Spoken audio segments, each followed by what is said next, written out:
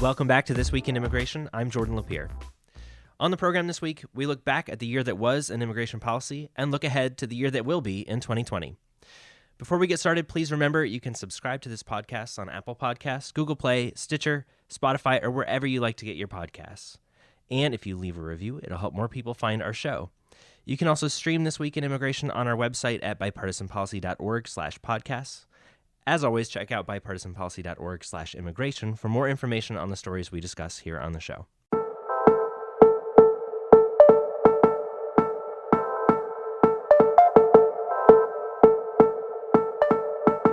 And here with me today to close out the year are Theresa Cardinal Brown, Director of Immigration and Cross-Border Policy. She's on Twitter at BPC_TBrown. Hi, Theresa. Hi, Jordan. Cris Ramón, Senior Immigration Policy Analyst on Twitter at CRamonBPC. Hi, Cris. Hey, Jordan.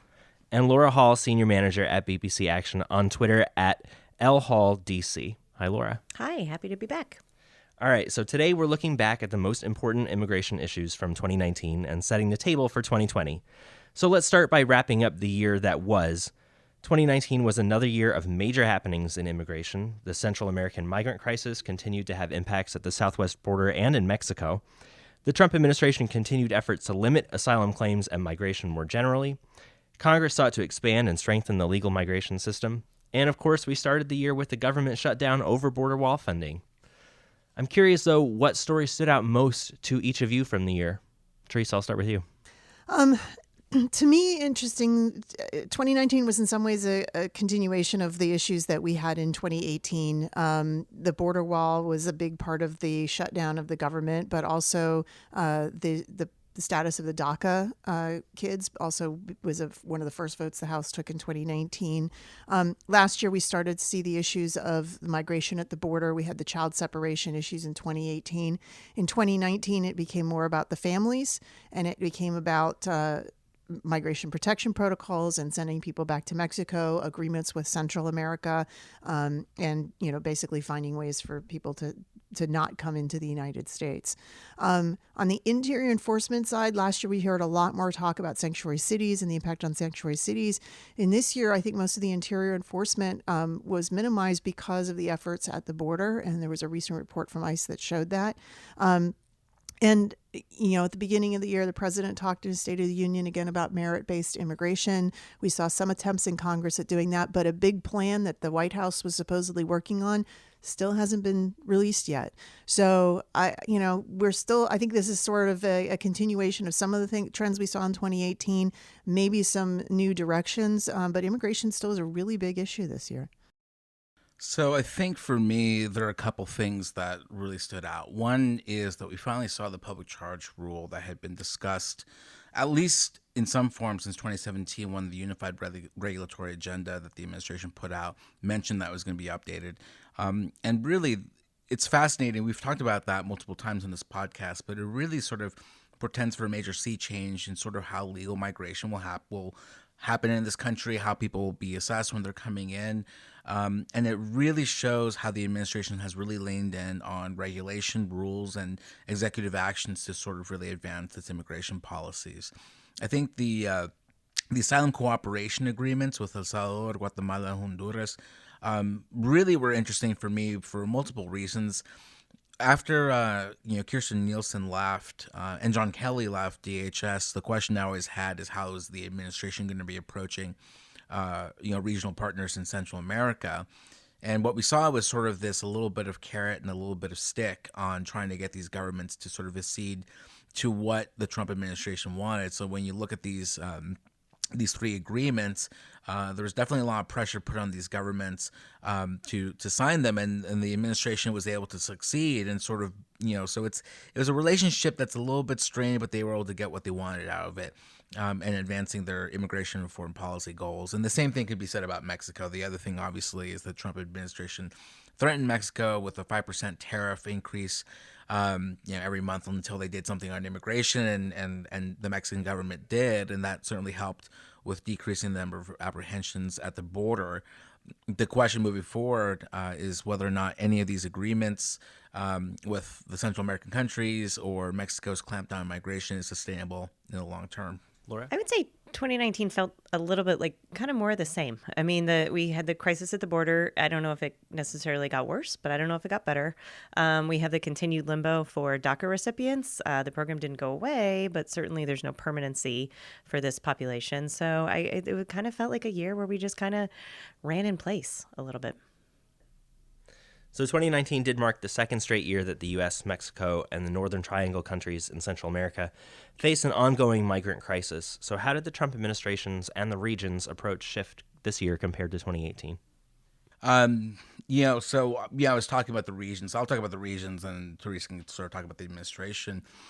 So the obvious, areas of focus is Mexico worked with the administration starting in June, to sort of really clamp down on the arrivals of Central American migrants into the country, significantly beefing up enforcement. And what you also saw once again, as mentioned in my last answer, which is some cooperation agreements, which are variations of safe third country, or what I like to call first entry agreements, that you see that the United States has signed with Canada, for instance, or the EU has it with their Dublin III regulations, where if an individual arrives at the U.S.-Mexico border, the United States can send that individual back to El Salvador, Honduras, and Guatemala if they decide to. And this is really, really important, because we're sort of seeing the U.S. sort of follow in the footsteps of what the EU did during the European migration crisis, is basically sort of tasking neighboring governments with sort of taking on the responsibilities of trying to limit the arrivals of asylum seekers to the U.S.-Mexico border. I think it's also worth mentioning, and I think Theresa will pick up on the domestic angle here, is the Remain in Mexico program. Certainly Mexico assisted with that. It's always been a delicate dance between the Mexican government and the U.S. government as to who was really doing what with Remain in Mexico, but certainly Mexico has not gotten in the way of its implementation, and certainly has been supporting it in private, if not explicitly in public. So I think that the 2019 marked a shift for the administration from a strategy in dealing with the crisis of deterrence through detention and prosecution and the child separation to one of denial. That is, instead of, we heard a lot less in 2019 about getting Congress to close the loopholes, about fixing the Flora settlement. Basically, the courts and Congress were not cooperative with the administration in either of those desires. So they shifted to a policy of denial. And they did that through a series of regulatory actions on asylum, the first being an asylum regulation that would have denied eligibility for asylum for anyone who arrived other than at a port of entry. That asylum regulation was enjoined by the courts. And then a second asylum regulation that would have denied asylum to anyone who arrived at the U.S.-Mexico border who had not at least tried to get asylum in one of the countries they passed through. That eventually was allowed to go into place with the courts, and along with the migration protection protocols that were made in Mexico policy, essentially resulted in an end to most families being able to gain entrance to the United States by asking for asylum. And now, because of the asylum reg, for a lot of them, and the asylum cooperation agreements, which do the similar thing of saying you can't get asylum and we can return you to a country you can apply for asylum other than us, has really solidified that denial strategy for the administration. And it seems for now to be working. In that the numbers of apprehensions and arrivals on the U.S. side of the border has declined and decreased. Numbers of people put into the Migration Protection Protocol program have gone up. And there seems to be, at least for now, a slowdown in new arrivals. And that is what the administration had been trying to do since they came into office. It's successful for now. I think Chris's point is important, is how long will this strategy be working? So there's two pieces to it. One is we still have a lot of litigation in the courts. The migration protection protocols are being litigated in the court. The asylum regulation is being litigated in the court. Although we don't have current injunctions on them, the merits of those programs are still being litigated. So there's still a chance the courts may rule that they're not they're not legal. And the efforts and abilities of our partners in Mexico or in Central America to continue to accommodate our demands for them to do more are going to reach capacity limits. Mexico already had a strained asylum system. They're having an even more strained asylum system. There are now increasing reports of migrants along the border who've been returned to Mexico who are subject to massive amounts of crime, extortion, robbery, kidnappings, sexual assaults, and rapes. And the Mexican government seems unwilling or unable to do anything to really prevent this. The Central American countries, the first returnees under the Guatemalan agreement have been returned to Guatemala, and I think of 25, maybe 2 people decided to try to apply for asylum in Guatemala. The rest have been returned to their original country of origin as well, from which they ostensibly were fleeing. So the other agreements in Honduras and El Salvador have not yet been put in place, but the president of El Salvador recently came out and expressed a little bit of regret, saying his country's not ready to bring people back, but they're under a lot of pressure from the U.S. government to accept people. So I think that going into 2020, looking at these provisions and seeing how effective they're going to be in the long run is going to be what we need to pay attention to. Beyond the migrant crisis, both the White House and Congress sought to change the legal immigration system in profound ways this year. Laura, what did Congress seek to do, and how far apart were the White House and Congress on some of these issues? Yeah, I think what we saw this year was divided government in action, basically. The democratically controlled House sought to do a bunch of different things. They voted on and passed several measures, including a permanent fix to the DACA program, a bill focused on high-skilled immigration visas, and just earlier this month, a bill that makes changes to the agriculture worker program. Those things passed the House, some of them on a bipartisan basis. There haven't really been much action on these things in the Senate. So the Senate, just to remind everyone, is controlled by Republicans. The White House is obviously controlled by Republicans.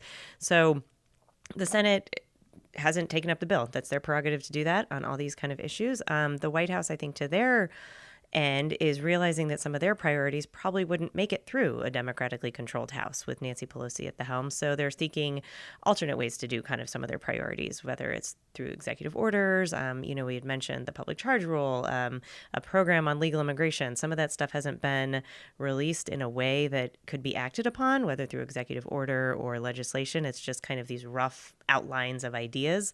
But we're seeing, I think, a real clear divide between the two parties and just kind of a little bit of a deadlock because there's no path forward. It's interesting because 2 of the bills that you mentioned, the Fairness for High-Skilled Immigrants Act, which would reallocate employment-based visas to some of the countries that have significant backlogs, namely India and China, did pass on a pretty strong bipartisan vote in the House. It had bipartisan co-sponsors. There is a version in the Senate. It ran into headwinds, I think, not just on the divided government line, but also because advocates had issues with that. I think we talked about that earlier this year. Yeah, we did. And that the fact that they're just because some advocates, this is especially the case with immigration lawyers, I think, who really almost went down almost a personal route in the acrimony between the both sides, those that represented Indian Chinese clients versus those that represented clients from other countries, just felt that fairness for high skilled wasn't necessarily fair for all, and we had to hold this debate about, well, not debate, but discussion about what is fair in this, and that's really what it came down to. Should the wait times for Indian and Chinese immigrants who want to get a green card for the employment-based system, should they have to wait longer than others, or should others have to wait maybe at a similar rate as Indian Chinese immigrants? And that's really why the Senate bill stalled in a way as well. Reallocation is always tough because if when there's a rebalancing, no matter what the issue is, whether it's on immigration visas or things like that, there's going to be some folks that maybe come out a little ahead from where they were, and then there's going to be some folks that maybe there's a bit of a readjustment, and that means you maybe take a step back or two. So that's always a tough balancing. It is, and it also ran up against the political headwinds that it was not possible and would not be possible in a divided government to get a bill that just increased the overall number for everybody. And that really was at the crux of the debate among the advocates, is whether or not you should attempt to make the current system a little bit more fair as best you can, or hold off and keep the status quo until such a time as you think you might be able to create a bigger pie for everybody. That's the confluence of, understanding the political limitations for a policy you might prefer. And I think a similar thing is happening on the agricultural worker bill. So the Farm Workforce Modernization Act that passed the House on a bipartisan basis had some division between different agricultural groups on how much they would support it, because some agricultural growers have bigger concerns about the current state of their undocumented workforce, and other growers had more concerns about improving the agriculture temporary worker program. And then you had agricultural labor unions that had their own interests in ensuring a fair playing field. There was a compromise, and most supported the compromise, but some supported it better than others. And as you said, Laura, anytime you make a change to the status quo, there might be some winners, there might be some losers. And, looking at the overall package, if not everybody is fully on board in supporting it, it kind of loses momentum. And that's a lot of what happened in the Senate as well. Okay, we'll be right back with a look ahead to 2020.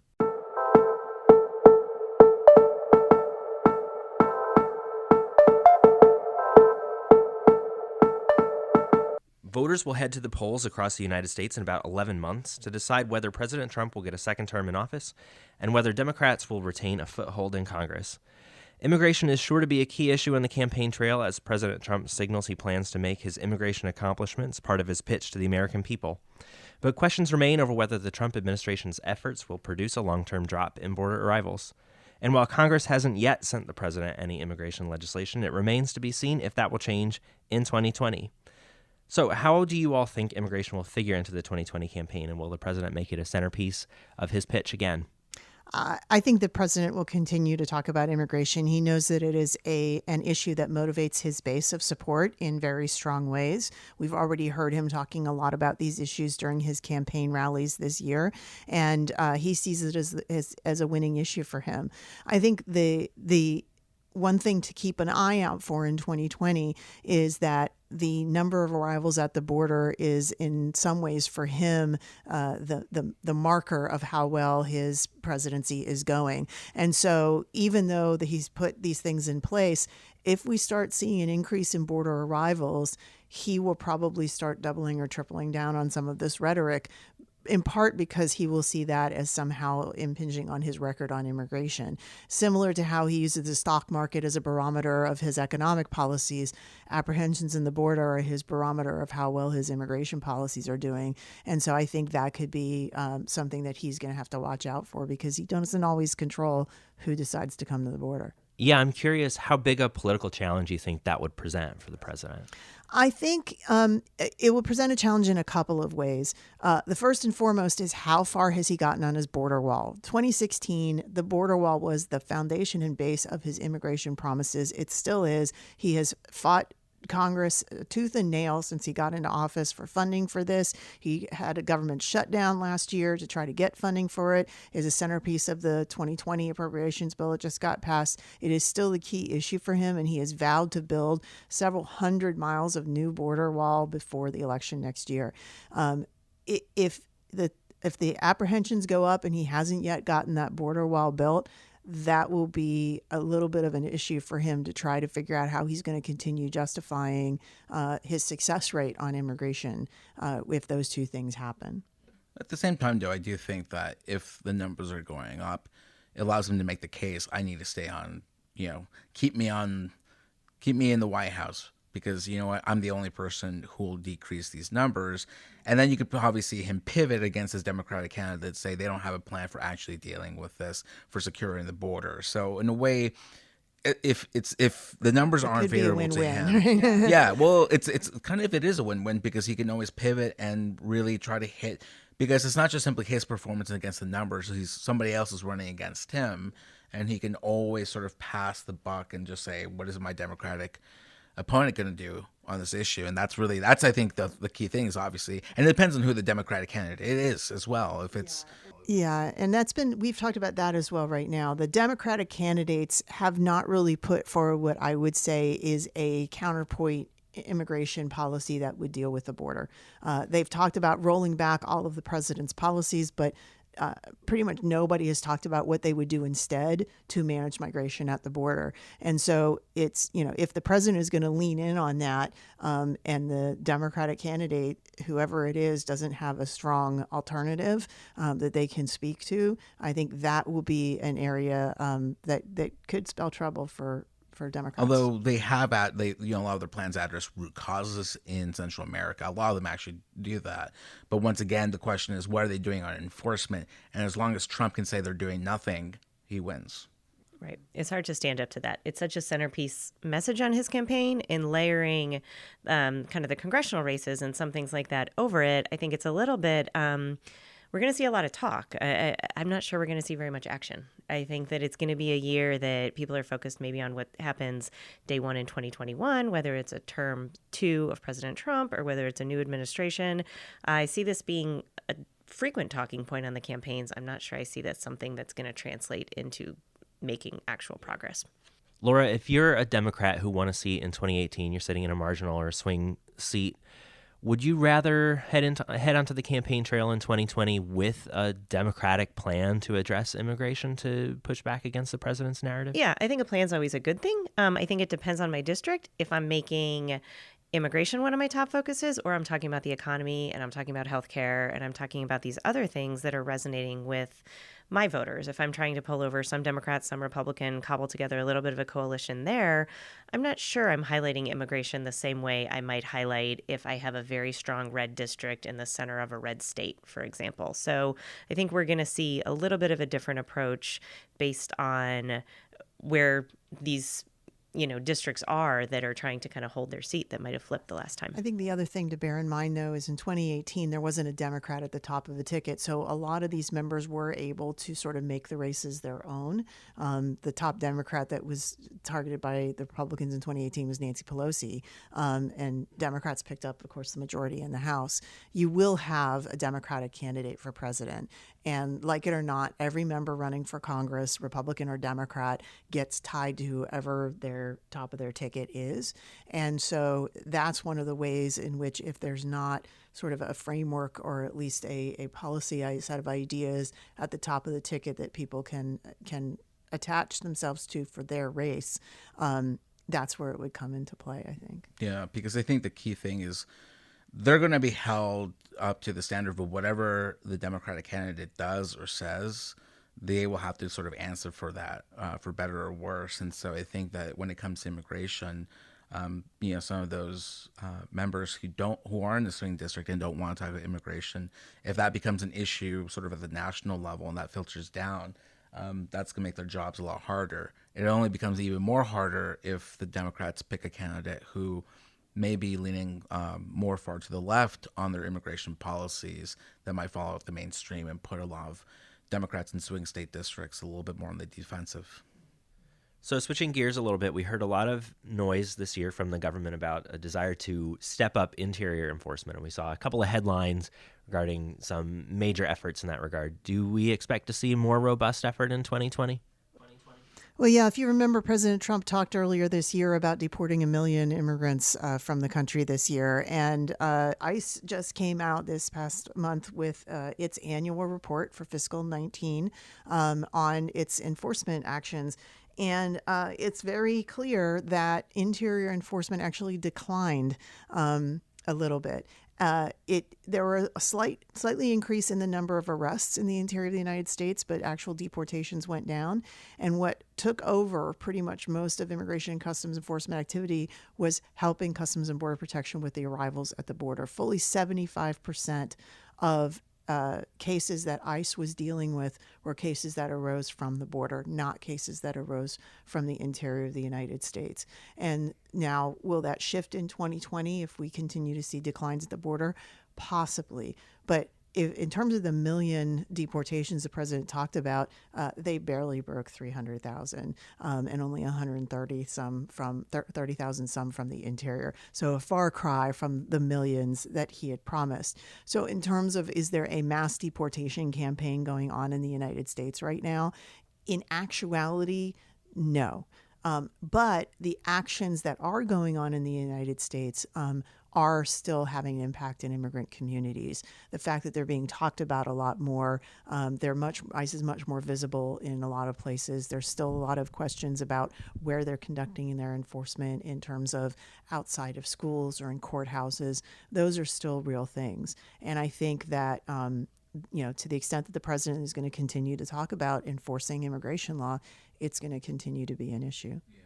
Yeah, the sort of Damocles that's hanging all over this is the expansion of expedited removal into the interior of the United States, which is, that rule I think is enjoined for the time being.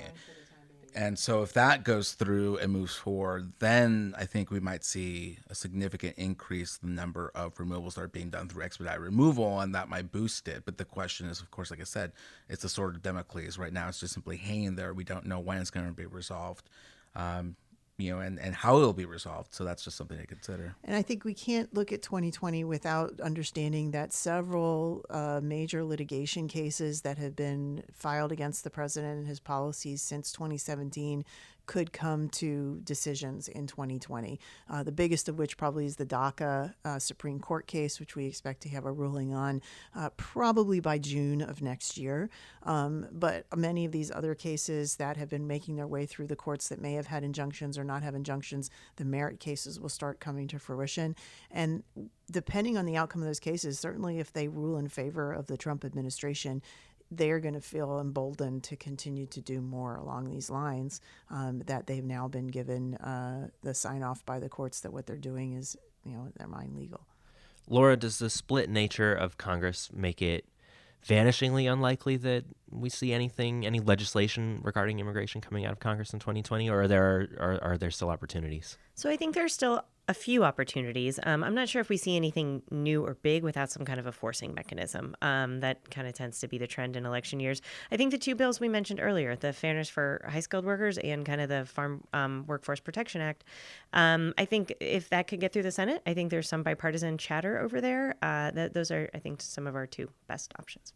And of course, a forcing mechanism, if the Supreme Court rules that the DACA program can be ended, then Right. That's something that you think Sure. Congress would take a look at. I think they would definitely take a look. Whether it can get done, I think it's a different question. All right, after the break, a look at DHS appropriations.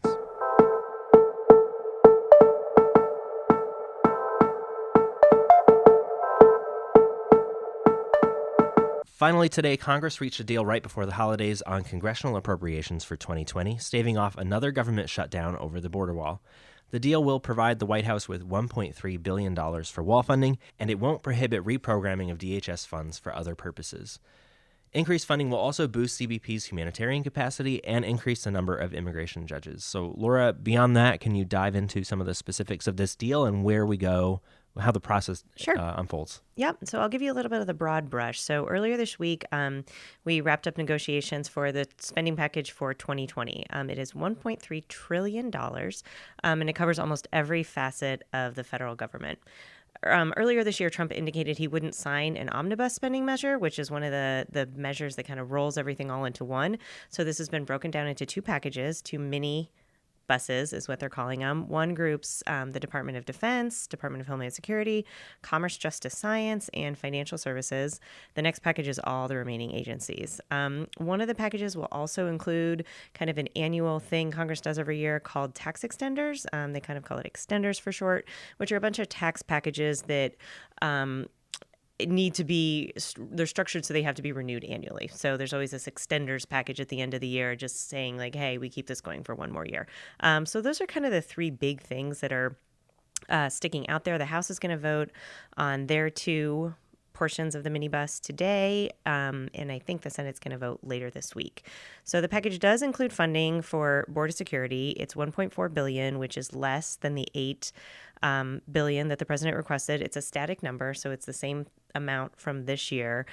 Worth noting, and you mentioned it in your intro, is that the bill does not include any language on reprogramming. So a lot of times these measures include a little bit of like technical language that says, hey, if you designate this money for X, it has to stay designated for X.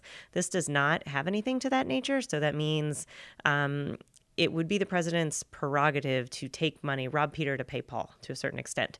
If he did want to increase that money for the border funding and thinks $1.4 billion is insufficient, he could pull from other agencies. He could pull from other buckets. So that's something that is worth noting.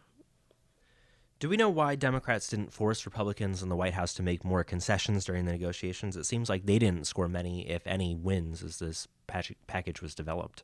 I think it probably kind of depends on how you look at wins. I think to some, a static number is a win, considering the difference that we got $1.4 billion for the border wall. President Trump wanted $8 billion. I think depending on how you look at it, you could consider a static number a win because the funding didn't grow up. The thing that I think is tricky is this reprogramming. I think it remains to be seen if the White House will pull money from other pots to bump up the border wall. I think probably in not having, a bunch of insight into some of the behind the scenes deliberations, that they're looking at this package on balance. Immigration is one issue for sure, but this is funding the whole entire federal government. And while we here are focused on immigration, other members and other districts have other focuses in play. This funds the Department of Defense. This funds the Department of Education. This funds every single facet of the federal government. So I'm guessing while the trade-off might not have been a head-to-head one on immigration, on balance, they thought this was a deal worth moving forward on. So looking outside the halls of Congress, how have immigration stakeholders reacted to the deal, and how might it impact the debate over border enforcement in 2020? They're not happy. They're not happy at all. I mean, right as we were preparing for this podcast recording, I think the Hispanic caucus in the House and the Progressive caucus came out. Apparently, they were in a meeting discussing with other Democrats, discussing the specifics of the bill, and obviously the immigration provisions really left them ticked off. They just simply saw this all as a complete capitulation to the administration. But I don't really see necessarily that being an issue for getting this across the finish line. No, I think, obviously this is going to be a bipartisan bill, and certainly the Republicans are going to vote for it. And if the Speaker of the House loses some Democratic votes, there's still a good chance it's going to pass the House, and of course the Senate is likely to. I think, I do want to highlight some other things that are in other parts of the bill. The border wall funding is what everybody is focusing on, but there's other things in here that are also, some could tout as wins for the administration, but are immigration related, and I think are worth pointing out. It increases federal detention programs for arrested foreign nationals in the U.S. Federal Bureau of Prisons. So, immigrants who are prosecuted for any of the related immigration crimes go into federal bureau of prisons. It increases funding for that. There was a provision that Democrats had tried to get in that would fund attorneys for migrants at the southern border that did not make it into the final package. But they are funding additional immigration judges to increase the capacity of the immigration courts. The ICE detention beds are kept at the same number as previous years. So again, this could be seen as a win, although with the reprogramming authority that the administration is given, they could theoretically add monies from other parts of the government to fund increased detention space. Interestingly enough, it funds for the first time a new position in the Border Patrol of border processing coordinators. So these would not be Border Patrol agents. These would be a civilian position, if you will, that would be responsible for the administrative processing and the humanitarian and care of migrants in CBP custody. This would allow Border Patrol agents to resume their law enforcement duties. Some could see this as a beefing up of the Border Patrol. Others could see this as a way of addressing the humanitarian issues at the border. It also staffs an initial 1,200 CBP officers at ports of entry. And in a completely different part of the bill, under the Housing and Urban Development, earlier this year, the president had proposed a new regulation that would check the immigration status of certain people who are receiving housing assistance from the federal government. This does maintain that regulation. There was an effort by Democrats to try to kill that regulation in the bill.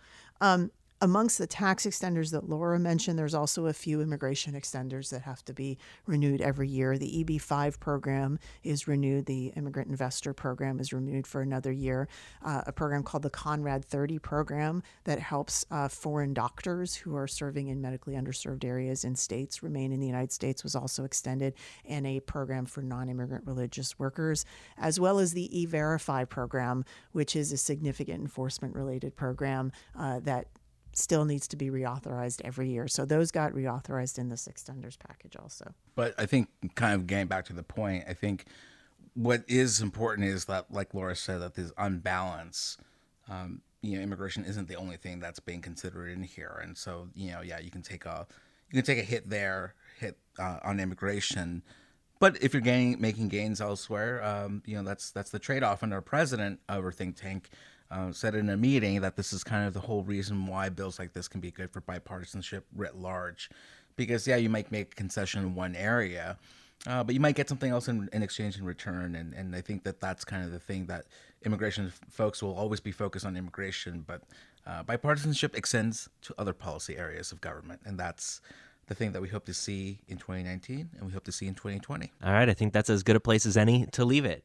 Cris, Theresa, Laura, thanks so much for joining me this week, and thanks for a great year on This Week in Immigration. We'll be back after a short holiday break, but in the meantime, please take a second to find us on Facebook by searching Bipartisan Policy Center, or on Twitter at BPC_bipartisan. And don't forget to subscribe and leave your feedback on this podcast on Apple Podcasts, Google Play, Stitcher, Spotify, or wherever you get your podcasts. Just search Bipartisan Policy Center. I'm Jordan LaPier. This Week in Immigration was created by Theresa Cardinal Brown and myself. The executive producer of This Week in Immigration is Theresa Cardinal Brown. And this week's episode was written by Cris Ramón and myself and produced by Cris Ramón, Yafet Tawahara, and me. Our editor is Yafet Tawahara, and the executive producer of BBC Podcasts is Ashley Swearingen. That's all for now. Join us again next time on This Week in Immigration.